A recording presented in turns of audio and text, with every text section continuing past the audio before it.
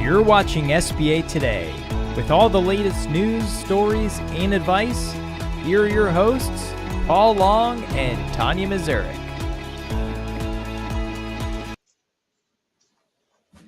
Welcome to SBA Today for the week of March 18th. I am Paul in boring Seattle, Washington.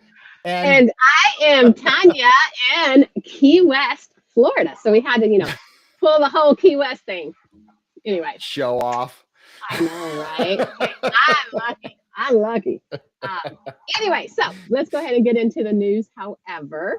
And what we know about claims, Doge found $312 million in business loans to children. All right.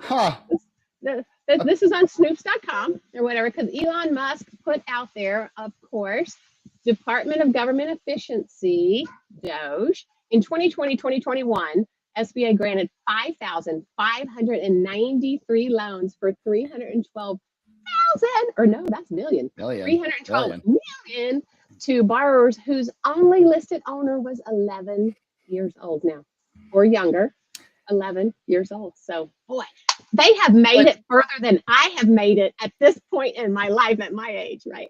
But anyway. I would also like to call out that this is the same person that said that only 5% of SBA loans are repaid. I just want to make sure that we're looking at this the right way. I think it was 8%. regardless. Anyway, goes on to say, while it is possible to have business arrangements where this is legal, that is highly unlikely for these 5,593 loans, as they all also use X.com, Doge, status, whatever, goes in all this other stuff. But I mean, come on.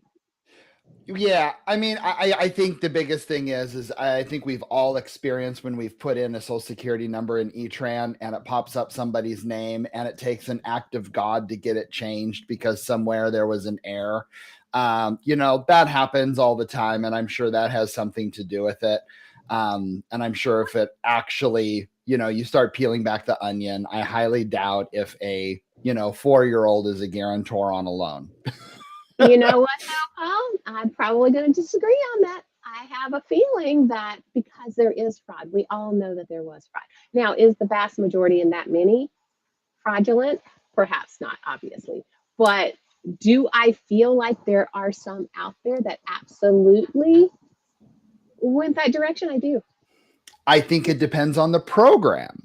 Does 7A have those? Because notice this does not say 7A idle, PPP, blah, blah, blah. It doesn't say any of that. So I'm curious if idle is more, there's always more facts. Like, I feel like we just don't dig enough. Wait. What's a fact? I know. I don't know. We haven't had facts in at least a decade. But yeah, I mean, come on. I think, I think it's probably more in idle just because of what that program is, because there's no way that I would, or Tanya would, or anyone probably listening to this would put on a 4-year-old as a frickin' guarantor on a 7A loan. I just can't get it. I wish I had been 4 and, anyway, well, I don't know. You want debt at 4 years old? Good point. I wish I was a 4-year-old that had the wherewithal and funds that actually could do it. All right. So Doge also claimed, that it had to do with the social security numbers and the incorrect names and all that. But like you said, it's likely the idle. And you know what, guys? We banks, we had nothing to do with that idle. That's right. Leave us alone. We were good. Big banks.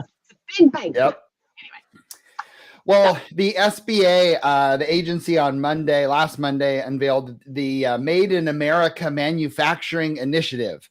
The SBA said that in efforts to attempt to cut $100 billion in regulation, a push that includes the launch of a Red Tape Hotline as a way for small business owners to share feedback on onerous regulations.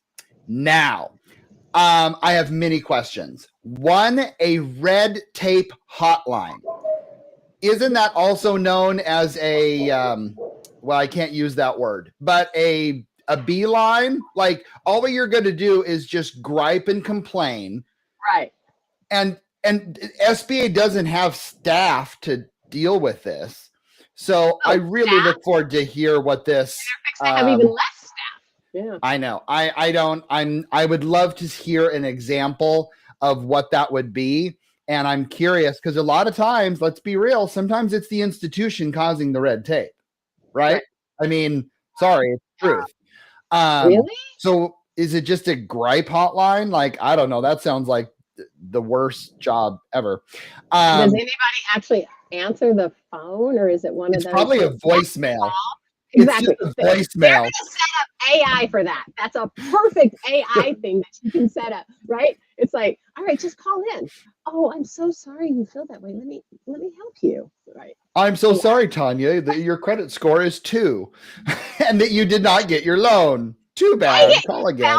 I don't know. You found me out. But they also came out with the Office of Manufacturing and Trade, devoted to training and resources. And I believe that will be replacing the Office of Export, which is interesting on there. So, God changes. Keep going, Tanya. All right. So the SBA on Monday also said it wants to expand the use of its 7A working capital pilot program. Yay. That is one of the Biden era programs that's designed to fund inventory purchases and other short-term needs. Additionally, the SBA said it wants to reduce barriers to its 504 loan program, which offers loans through a community development corporation to purchase or construct buildings or new facilities, buy land, or purchase heavy long-term machinery and equipment, along with other uses. So can we please stop talking about political, like there's so much lack of meat in these sentences that it frustrates the hell out of me. Give me meat on the bone. What did you mean by reduce barriers on a 504 program? I think what you're saying though is where's the beef and or eat more chicken. And yes, okay, yes. The beef committee, you're welcome, and Chick-fil-A, you're welcome. Little there. Eat more chicken. This episode is brought to you by Chick-fil-A. I know, right? I know. That's like, hey Ray, found one. There you go. Ray, sponsor. Okay. Oh my God. Okay, so the Small Business Subcommittee on Oversight, Investigations, and Regulation holds hearings on restoring the SBA to its intended mission, serving Main Street. Oh, tell us a little bit about that. Well, having the SBA focused on the mission and values of what the SBA should be in supporting small business is crucial. We know that. I know that several. Underline the word should. Should. Oh, yeah. Good point. Should. I know that several SBA field offices are short on staff. Oh, gee, I wonder why. I know many of them are not necessarily able to help as soon as needed. Therefore, they need to be able to fill that gap along with other resource partners. But the SBA essentially just needs to focus on what they're doing, what they do well, which is really serving small businesses and relying on its partners. Well, guess what? Really quick. I'm going to stop you there because does that not sound like the same thing with all of us SBA lenders? Do what you do well, right? Yeah. Yep. Be in your lane, stay in your niche, do what you do well. Don't try to do what everybody does, right? Just do what you can do. Okay, SBA, same thing. Take your advice. And so, again, we still don't know all the layoffs that are in SBA. We don't know who. I know a few through the grapevine, which I'll talk about a little later. But my God, like we need to be. The BDO show made a good point on the Doge, and that was, they need to be cutting these jobs with a scalpel, not with a bazooka, because there are absolutely some that need to go, but. Carve out delicately and stuff like that. It's kind of like maybe, okay, don't get mad at me, people, but like an ER doc sewing you up and or a plastic surgeon. Oh, we're a medical show now? Oh, okay. Well, I have so many stories about that with my kiddos. So many teachers over the years. Anyway, all right. So we've been discussing bloated and duplicative SBA programs, waste taxpayers' dollars, and undermine the effectiveness of services provided to small businesses. So here's a question, and Paul, you get to be Mr. Gutierrez. Could you elaborate, Mr. Gutierrez, Paul, on ways the committee can streamline SBA programs? So I'm going to summarize what he said. And that was, I believe that there is, I believe that there's a lot of programs that were created to duplicate some of the services that they've been doing for over 40 years. Okay, I'd be curious to hear a little bit more, but I'm listening. And then also, we do all sorts of stuff so that the money duplicated in the whole agency organization, we're recreating the wheel. We've been doing it for over 40 years. During this time, there was the CARES Act money. This is the part I think is really interesting. There was the CARES Act money. We were allocated a large amount of money. The results doubled and sometimes tripled on some of those areas. And when that funding went away, they were left with pretty much more staff, right? And so, the money dried up, the demand for the services didn't, but staffing's at an all-time high. So, okay, fine. Interesting. Yeah. Staffing's at an all-time high. Huh. Yeah. Staffing. So, bringing that word back. We'll see, but we'll see how it goes. Well, we kind of got to the end of that, but I really wanted to talk about what we were doing this last Thursday. So I don't know who out there saw our special show brought to you from Coleman, Bob Coleman's, I guess, Video SBA retreat. Business Awards retreat. It was a couple of 2-day things of different things, right? I just really want to thank Bob for having us there. One, for that, because that was just amazing. The second, for allowing us to have a podcast there with a live audience. That's a first for Paul and I. And we even got to hug for the first time. Yeah, I mean, I didn't know if the guy was 5'5", if he was, whatever, right? We've never met in person, which is crazy. And to be in a room with such talent, oh my God. I felt so small in a lot of ways, right? So humbled to be there with such just brilliant people in our industry that, I think everybody should strive to do that every year. So I'm just going to give some kudos to that. Well, and you're right, being able to meet you finally in person and, getting to see so many different people of names that I've kind of known in the industry for a while. But more importantly, the absolute highlight of the trip that made me just want to cry was meeting Mr. Alan Peterson.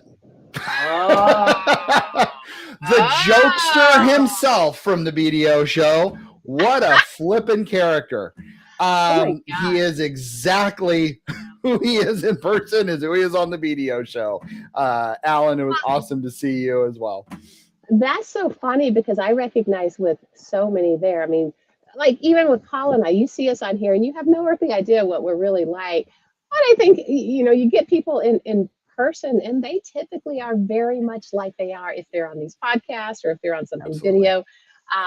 So yeah, it was pretty cool. So we have a pretty cool industry with absolutely amazing people. We'll do just fine. We'll do just fine. We will. I do want to share really quickly. Oh, hold on. I do want to share one more thing quickly on this too. I guess we'll call it a moment of silence. But that we did lose Joel Steiner, who was head of Fresno servicing last Friday. He was a part of the Riffs. Joel was one of the most customer-focused individuals I have ever met. Has helped me with so many different things. Let's definitely get rid of those. That are the right. See, that's the thing. We're getting rid of some really some real amazing people. And so, Joel, I know you're gonna land on your feet and wish you truly the best. Well, and that's Paul. That's where it's like it's almost like you wish they had Uber ratings or something for this, right? Well, absolutely. So, if you're gonna get rid of people that you feel like are waste, make dadgum sure it's the ones that truly are, and it's not those that are so helpful for us in the industry, because we're going to feel the pain. Yep. We're going to feel the pain. Amen. Anyway, all right. So we are at the end. You guys, I know you just wish you were here, as you should. This is amazing. Anyway, Anyway, so we are live on Tuesday mornings, 9 a.m. Mountain Standard Time, 11 a.m. Key West time. Yes. And, and we'll be back next Tuesday morning. You can catch us right here on LinkedIn or YouTube or any of the streaming platforms where you get your podcast.